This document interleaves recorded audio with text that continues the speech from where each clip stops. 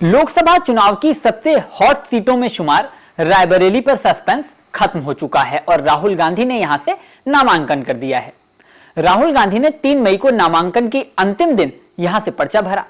इसी के साथ यह सवाल भी उठ रहा है कि राहुल गांधी के रायबरेली से चुनाव लड़ने के पीछे कहीं अखिलेश यादव तो नहीं। यह सवाल क्यों उठ रहा है, आपको समझाते हैं। इस बार लोकसभा चुनाव में INDIA गठबंधन के तहत कांग्रेस और समाजवादी पार्टी एक साथ चुनाव लड़ रहे हैं। सूत्रों का दावा है कि सपा प्रमुख अखिलेश यादव इस बार लोकसभा चुनाव में उतरने के मूड में नहीं थे। अखिलेश फिलहाल करहल से विधायक हैं और वो यूपी विधानसभा नहीं छोड़ना चाहते थे। सपा की सभी परंपरागत सीटों से सपा ने कैंडिडेट्स का ऐलान भी कर दिया था।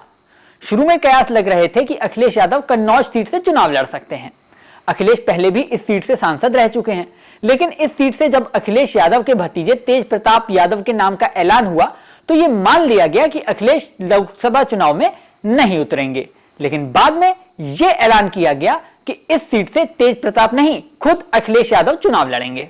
25 अप्रैल को नामांकन के अंतिम दिन अखिलेश यादव ने इस सीट से नामांकन भी कर दिया। यही नहीं, अखिलेश यादव से नामांकन के बाद जब एक पत्रकार ने पूछा कि आप कन्नौज आ गए हैं तो क्या आपके दोस्त राहुल अमेठी से चुनाव लड़ने आएंगे, तो उन्होंने आत्मविश्वास से कहा कि अब तो सब आएंगे। सुनिए उन्होंने क्या कहा। भाजपा सांसद सुब्रत पाठक का बयान आया है, भारत और पाकिस्तान का मैच होगा। आप चुनाव में आए तब देखो पत्रकार भाइयों, न वो बॉल फेंक पाएंगे न बैट घुमा पाएंगे। अगर पहली बॉल पे छक्का न मारो तो हम समाजवादी लोग नहीं हैं, और 6 की 6 बॉलों पे छक्का मारेंगे। आप तो आ गए कन्नौज में, आपके दोस्त भी अमेठी से आने वाले हैं। अरे सब आएंगे अब तो यूपी में सही नहीं, और इसलिए भी कि देखो ना बीजेपी वालों की भाषा क्या है। दूसरी ओर इस बार लोकसभा चुनाव में पहले राहुल गांधी के नाम का ऐलान उन्हीं की संसदीय सीट वायनाड से हुआ। साल 2019 में राहुल वायनाड और अमेठी दोनों सीटों से चुनाव में उतरे थे, लेकिन अमेठी में उन्हें हार झेलनी पड़ी थी, जबकि वायनाड में जबरदस्त जीत मिली थी।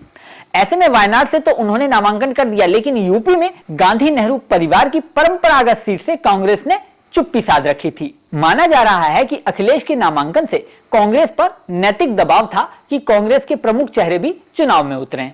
सोनिया गांधी पहले ही राज्यसभा का रुख कर चुकी हैं और प्रियंका गांधी ने अभी तक चुनाव नहीं लड़ा है। कांग्रेस सूत्रों का तो यहां तक दावा है कि कांग्रेस रणनीतिकार प्रियंका और राहुल दोनों को चुनाव में उतारने के पक्ष में नहीं थे। ऐसे में राहुल गांधी का चुनाव में उतरने का ऑप्शन ही ज्यादा सेफ ऑप्शन था। अमेठी की बजाय रायबरेली ज्यादा सेफ सीट थी, क्योंकि अमेठी में राहुल गांधी 2019 में स्मृति ईरानी से हार चुके हैं। ऐसे में रायबरेली से उतरना ज्यादा मुफीद ऑप्शन था। बस इसी समीकरण के चलते राहुल गांधी ने रायबरेली से नामांकन किया है।